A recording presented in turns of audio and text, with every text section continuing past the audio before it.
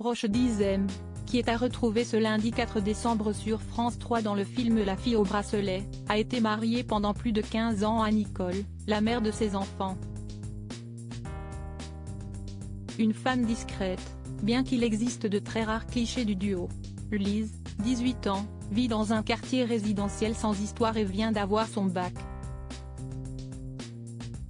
Mais depuis 2 ans, elle porte un bracelet car elle est accusée d'avoir assassiné sa meilleure amie. Voici comment résumer La fille au bracelet, film à retrouver ce lundi soir à 21h10 sur France 3, dans lequel Roche Dizem incarne le papa de l'héroïne. L'occasion de s'intéresser à l'acteur, notamment à la mère de ses enfants Nina et Tchad, tous les deux âgés de la vingtaine. Il s'agit de Nicole, une psychologue avec qui le lauréat du César du meilleur acteur pour le film Roubaix, Une lumière en 2020 a été marié pendant plus de 15 ans. Impossible, en revanche, d'en savoir davantage sur cette femme ou sur leur relation, l'acteur préférant rester très discret à ce sujet.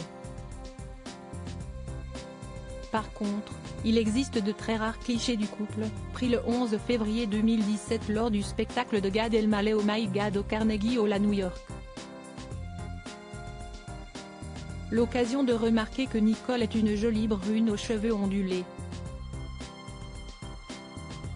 À noter que, si Roche Dizem n'a jamais été très bavard sur sa vie amoureuse, il est aux dernières nouvelles en couple avec Sarah Lavoine. Il lui arrive en revanche de se confier sur son rôle de père, notamment sur l'éducation de ses enfants.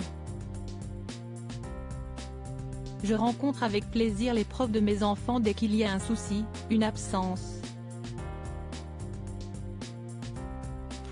J'essaie d'être un père aimant et redouté. Mais je n'aime pas la violence, je n'ai jamais levé la main sur mes enfants, cela ne me viendrait pas à l'esprit. Confiait-il par exemple la version Femina en 2011. En 2019, il parlait de leur maturité pour les inrocks, je vois que je suis un gros ringard. J'ai des discussions avec eux où je vois que j'ai une tolérance sur des formes de domination qu'eux n'ont plus du tout. Et si est-ce eux qui ont raison. En les écoutant, je comprends qu'on entre avec eux dans des changements qui sont bénéfiques pour tout le monde. Mais à charge pour nous de prendre le train qui est déjà en marche. De rares confidences, de la part de celui qui a été révélé en 2006 dans Indigène.